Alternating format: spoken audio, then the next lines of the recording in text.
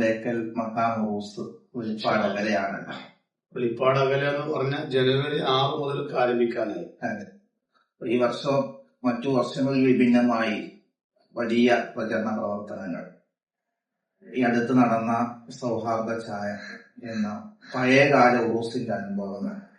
എത്ര ആളുകൾ ആ പരിപാടി വളരെ പ്രായമുള്ള ആളുകളൊക്കെ അൽഹംദുലില്ലാഹ് ഉറൂസിന്റെ അനുഭവങ്ങൾ പറഞ്ഞപ്പോഴാണ് ഉറൂസിന് എത്ര വാസ്തവത്തിൽ ആ ചായ സൗഹാർദ്ദ ചായയിൽ അത്രയും ആളുകളുടെ സാന്നിധ്യം ഉണ്ടാകുമെന്ന് നമ്മളാരും പ്രതീക്ഷിച്ചതല്ല.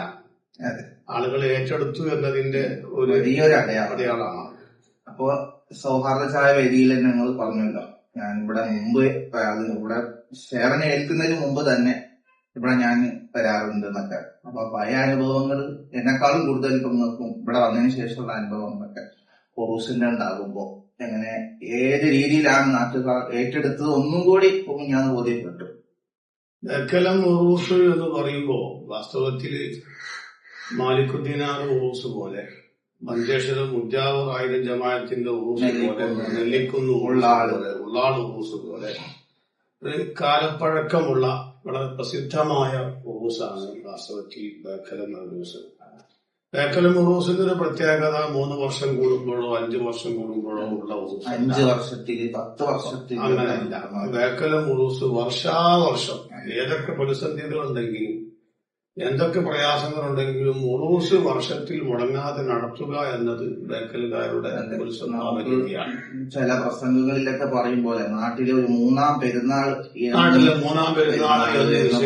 തെറ്റാവില്ല.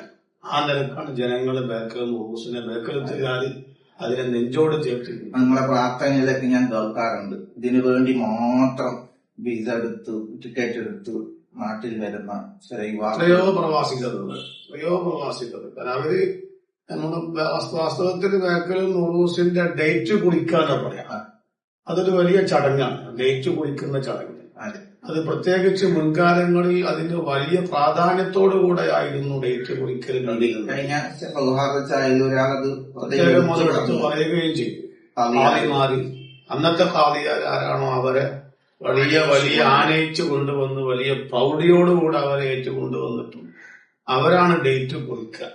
ആ ഡേറ്റ് കുറിക്കുന്ന രീതി ഇന്നിപ്പോ അങ്ങനെ ആനയിച്ചു കൊണ്ടുവരുന്ന രീതി ഇല്ലെങ്കിലും വാട്സാപ്പ് സോഷ്യൽ സജീവമായതുകൊണ്ട് എങ്കിലും ഡേറ്റ് കുറിക്കുക എന്ന ചടങ്ങ് നടക്കുന്നത് ഒരു വെള്ളിയാഴ്ചയിൽ പ്രത്യേകം അതിനു വേണ്ടി മാറ്റിവെക്കുകയും ജുമാക്ക് ശേഷം ഡേറ്റ് കുറിക്കുകയും ചെയ്യും. ആ കുറിക്കപ്പെടുന്ന ഡേറ്റ് പ്രവാസി സുഹൃത്തുക്കളൊക്കെ അവർ ഇന്ന് സോഷ്യൽ മീഡിയ മുഖേന അറിഞ്ഞ് അതിലേക്ക് കണക്കായി ലീവ് എഴുതി കൊടുത്ത് ആവശ്യപ്പെട്ട് ഉറൂസിലേക്ക് എത്തുന്ന ഒരു രീതി വർഷങ്ങളായിട്ട് ബേക്കൽ ഉറൂസിന്റെ ഭാഗമായി ബേക്കൽ നാട്ടുകാർ പ്രത്യേകിച്ച് പ്രവാസികൾ സ്വീകരിക്കുന്ന ഒരു രീതിയാണ്. ഉറച്ചത് മുതൽ പിന്നെ ഉറൂസ് എന്നിങ്ങനെ എല്ലാവരും ഉറൂസിന് വേണ്ടി പിന്നെ ഉറൂസിന്റെ ഒരുക്കങ്ങളായി. ഉറൂസിന്റെ ഒരാഴ്ച മുമ്പുള്ള വെള്ളിയാഴ്ച ഉറൂസിന്റെ കൊടി ഉയർത്തലായി.